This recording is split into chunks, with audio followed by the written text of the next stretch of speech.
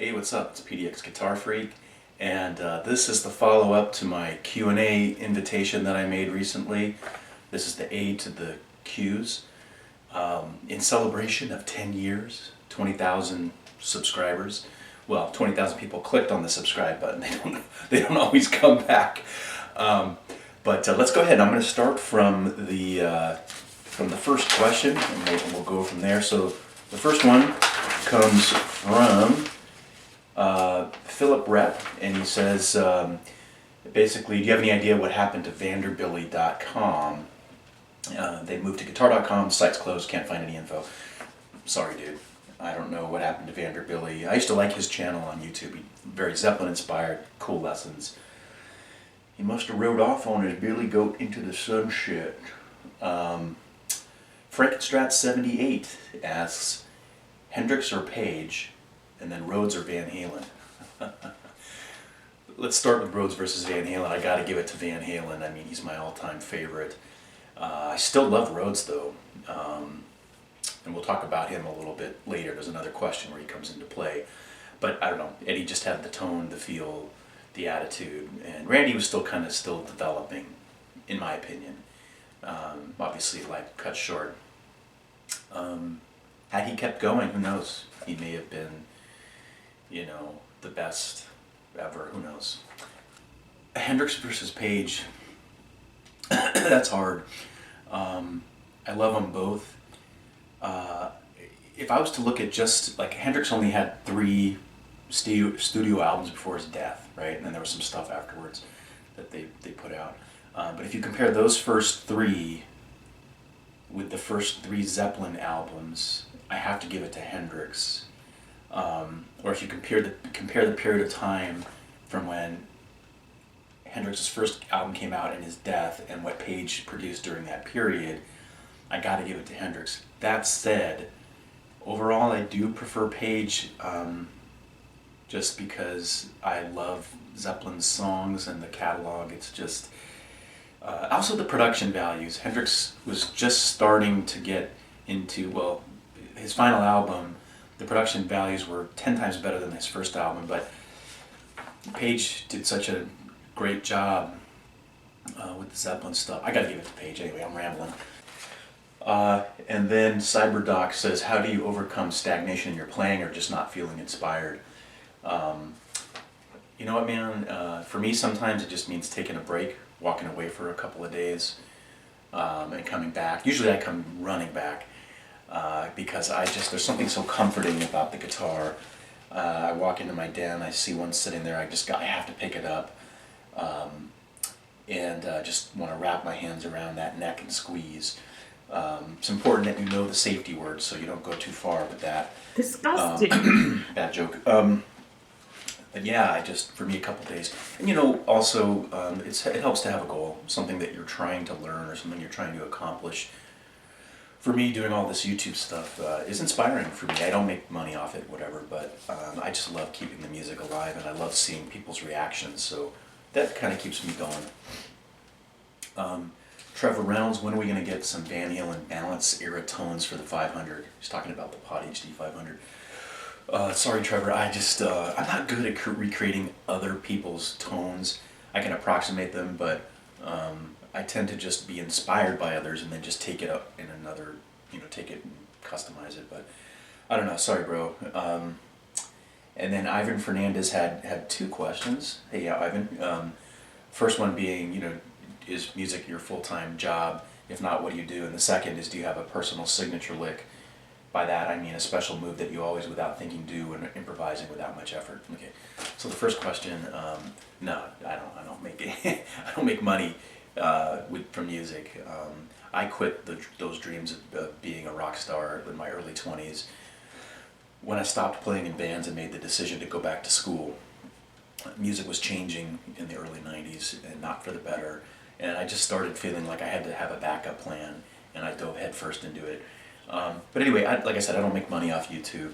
It's really hard when you're doing other people's material to make money off it. But again, I just do this because I need a creative outlet. I love seeing the reactions, and it's fun for me.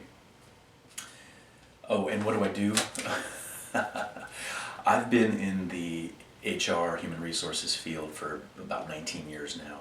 I don't want to go into too much more detail as to what I do because I need to maintain some anonymity.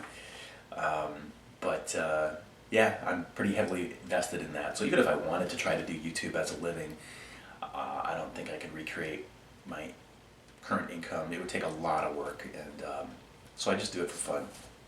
Oh, and then signature lick, or thing that I do without really thinking.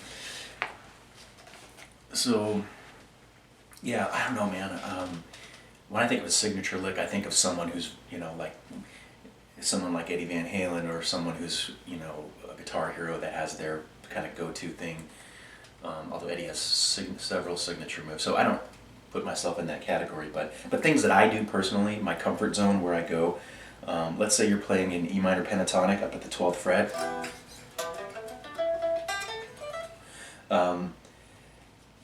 This is a comfort zone for a lot of people, right? So 12th fret E, and then 15th and 12th frets B, and then 14th G. So these four notes.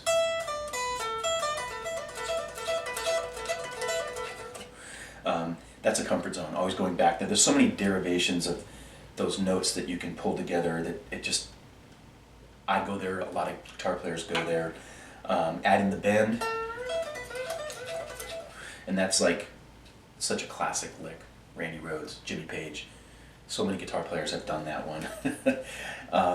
But the one thing that I like to do, I find myself doing a lot, is I add in the flatted fifth, but not at the 15th fret of the G. I add it in at the 11th fret more often, both, right? But I often add it in at the 11th fret of the B.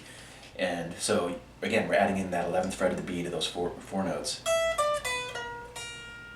Oops. But I slide in and out of that 11th note.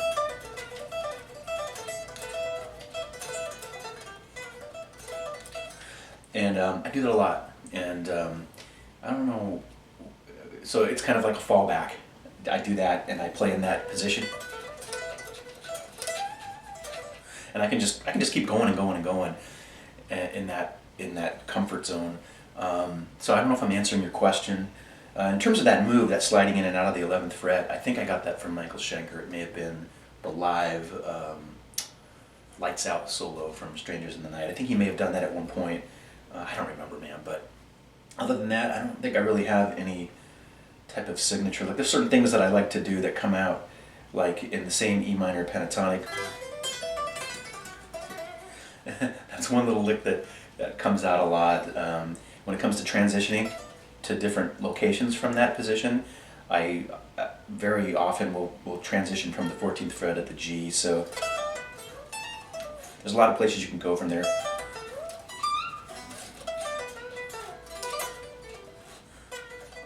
So I don't know, man. I guess I don't have a signature lick, but those are some things that I do a lot.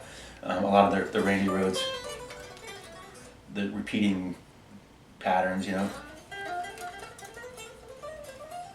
those things just kind of come out. Those are easy fallback things. Of course, there's doing the you can always throw those in, or the harmonic trill. Those are things that you can do to waste space. Anyway, I'm rambling on.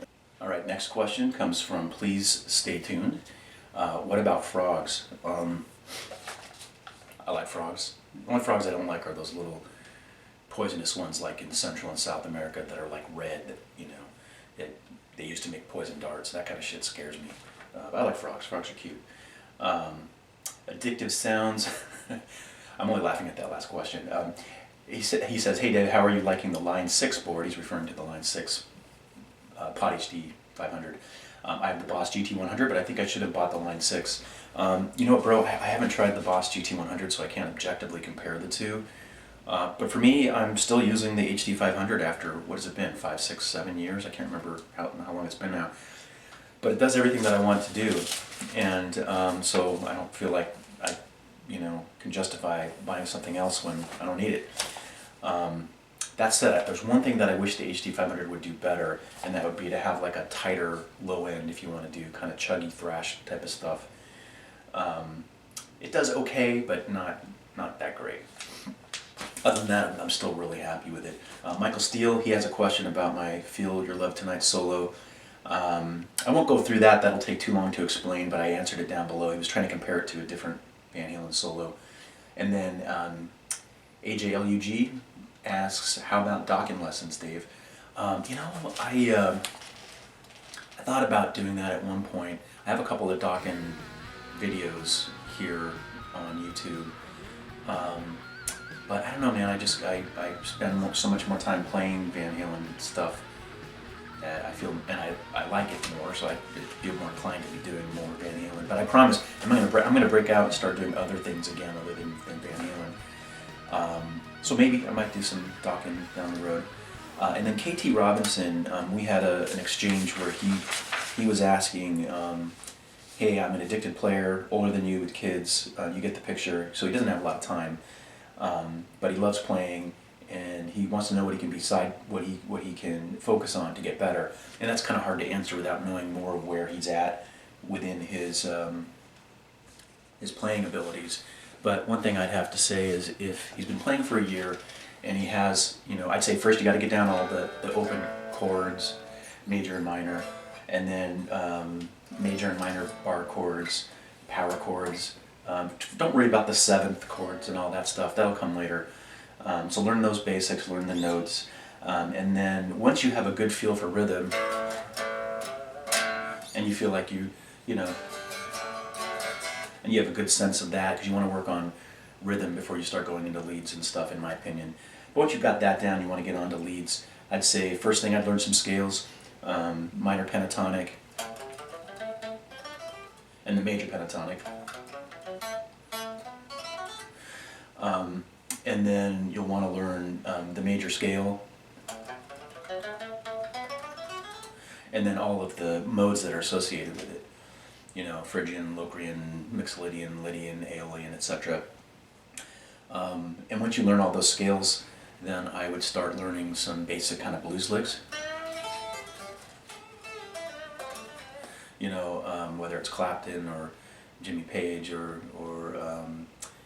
Billy Gibbons or whatever. You know, pick someone like bluesy that's kind of easy to replicate. Because later you're going to learn all the Van Halen, all the tricky stuff. Focus on bluesy stuff first. It'll help develop character, give you a good feel. That's how Van Halen started. So that's kind of my advice, bro, and hopefully that's helpful. And then Guitar God asks, 10 albums that most influenced your guitar playing, or top 10 guitar players. So I thought about this one, and I decided to go with top 10 guitar players. But it's really hard, because I've listened to so many guitar players over the years, from the 70s and the 80s primarily, that here's my 10 approximately, and no particular order except for the final two, which I'll get to. So I'd say Billy Gibbons. I listened to the 70s stuff I really love from him. Their Deguello album, the one that has Cheap Sunglasses, I love that album. There's just a lot of just real pure bluesy licks on there. I used to jam along to that album for hours, man. Billy Gibbons, the Reverend G, he's amazing. Just the feel, he never plays a wrong note. Jimmy Page, as I mentioned before, love Zeppelin, and with Jimmy Page, a lot of it was about the diversity in his playing, right? I mean, he could be playing blues to hard rock to folk to more of a country western style. All this stuff mixed together very fluidly, just amazing. I feel the same way about Alex Lifeson from Rush. Alex is a little bit quirky, his lead playing, but very diverse. They played a lot of styles, very progressive. Let's see, Neil Schon from Journey. The first album I ever bought was Journey's Escape when I was 10. I didn't start playing guitar for about 2 years later. By that point I'd moved on to more harder rock and metal, but I would later revisit the Journey stuff and just love Neil Schon's playing. There's no surprise that when he was 16, you know, Clapton and Santana both tried to get him in their bands. He went with Santana, obviously, but Neil Schon, very underappreciated guitar player. But let's see, who's next? Michael Schenker is another one. I got into Michael Schenker kind of late. I knew who he was earlier in my playing career or my playing timeline, but didn't really pay much attention to him. He wasn't very popular in my age group. But then I started hearing a lot of the contemporary guitar players that I was into talking about his playing, And I went back and bought all the UFO stuff and just really absorbed it. Great songs, very underappreciated band. But I jam along to that for hours. I loved the combination of the blues licks plus the more classically typed influence stuff. Kind of like before Randy Rhoads, he was doing that similar stuff. Although I know Ritchie Blackmore and others did it too, but Schenker was the one that I really dug. And that tone, that guitar tone of the flying V into the 50-watt Marshall with the depressed wah, just raw in your face. He doesn't need a lot of effects. That was very encouraging to me as a teenager, because I didn't start using effects till I was in my 20s, because I thought it was cheating. But anyway, Warren DeMartini from Rat, in particular that Out of the Cellar album, their first full-length album. I mean, Warren always had, you know, kind of a good bluesy feel, but he was doing all that fast legato stuff on that album, which he kind of stopped doing as much of as the decade progressed. But on Out of the Cellar, man, he's just got, it's like he's got something to prove, man. He's just like wailing all over it. What am I missing? Dave Murray and Adrian Smith from Iron Maiden. And for them it was less the leads and more the rhythm, because at a time I'd been playing for about a year and I got into Iron Maiden, and for like the next almost year it was all I listened to. My friends and I were consumed by Iron Maiden. This is right about the time Power Slave was about to come out, and we were all fledgling little musicians, and we would learn riffs and we'd teach each other, and it was great because I was learning a sense of rhythm by playing along to all those Maiden songs. It was very important to me. And then I got, after being into Maiden so heavily, I then started getting into thrash. Ride the Lightning was out, Metallica, and yeah, I really liked Kirk Hammett's playing. It seemed accessible. It wasn't like you listen to Yngwie and you're like, I'll never be able to do that. But with Kirk Hammett, I'd listen to it and go, yeah, I could do that. I could relate to these guys. And they look normal. They don't have the big hairsprayed hair and shit like that. I got really heavily into thrash after discovering Metallica or being introduced to them. But Kirk Hammett's stuff, I don't like the Black Album or anything that came after it. I feel like they kind of took a step back and he became more aggressive. He found his niche, but I feel like he became regressive as a player. But I don't know, the early stuff was important to me. But from a thrash standpoint, to me, my favorite album would be Rest in Peace from Megadeth, which it's got Dave Mustaine and Marty Friedman when Marty first joined the band, and David sobered up, and man, that album is just fucking ripping riffs and solos, and loved that. All right, who's next? Joe Satriani, Surfing with the Alien. Oh my god, man, I remember reading Guitar Player magazine when that first came out, and nobody really knew a lot about him, and it said that he had taught Kirk Hammett and Steve Vai, and so I went and bought it and put it on, and I'm listening to the intro to Surfing with the Alien, you know, and that wasn't it, but you know, it and I'm like, oh, this is okay, and then all of a sudden he gets into that tap trill. How does it go? It's been a long time. It's like he's like doing that. I forget. I got a video on that I did years ago, but as soon as he did that tap trill lick, I was like, whoa. And the rest of the album was just like flying in outer space. It was just amazing and very inspiring. And you know, if I was to do a top 20 list, I'd have Yngwie and Steve Vai on there. I listened to the shit out of their stuff too, but for some reason Surfing with the Alien was the one that really caught me. And I never tried to play like Vai or Yngwie. I really was heavily inspired and motivated by listening to it, but I never really tried to copy their stuff. Where with Satriani, I learned quite a bit of his stuff. And then the final two. So number 2 is Randy Rhoads. You know, even though, like I said before, Eddie beat him out, Randy was my number 2 influence. I started listening, well, I've been listening to Randy for years before I started trying to learn his stuff. But one thing that I really liked about it was not only just, you know, the feel and the sound, but it was accessible, right? I could learn a Randy Rhoads solo, and it wasn't, you know, gonna take, it was not, like, Yngwie was intimidating, Van Halen was intimidating, but Randy Rhoads, it wasn't intimidating. And at the same time I'm learning all those scales, I'm starting to learn Randy's stuff, and I could put it into context, all the music theory, and which was really helpful. So I'd say, you know, if you're learning to play and you want to get into metal guitar, I'd say start with Randy Rhoads. I think it's a great foundation. And then finally, number 1 is Eddie, of course. What more can I say that I haven't already said without embarrassing myself or boring you guys? So Eddie, number one. All right, next we have Gabriel Falasca. I hope I said that right. Does PDX Guitar Freak only exist on YouTube? And in your wildest dreams, baby. Yeah, pretty much. I mean, I have a Facebook page, PDX Guitar Freak, but I never use it. Occasionally I'll use it to blast out a video, but I just don't have time to keep up with what people had for dinner last night. Let's see, Rush Yes Kansas. Hey, what's up, bud? He says, how can I play guitar as good as you without practicing? Any advice? So he's being funny. Practice, my friend, practice. Although it doesn't take long to get where I am, honestly. Joe Brock, longtime collaborator here on YouTube, asks if you could take over for only one guitarist at a famous band, what would it be? And that's hard. I mean, you know, obviously I know Van Halen's my favorite, but I could never imagine, nor can I do everything that he does, but I can't imagine getting on stage and trying to fill those shoes. That's really hard, man. I mean, any band that I think of, I'd get bored playing those same songs over and over, but I don't know, man, maybe I'd go with Journey, just because there is a wide diversity of songs, not too complicated to play, I can handle that, and I love Neil Sean's guitar playing, so maybe that's my answer, bro. David Long, can I substitute a G dominant 7 for a D flat dominant 7? I know it's not a diatonic substitution, but, so Dave's being facetious, but the answer, Dave, is no. You cannot substitute those chords. Do not try, please, bro.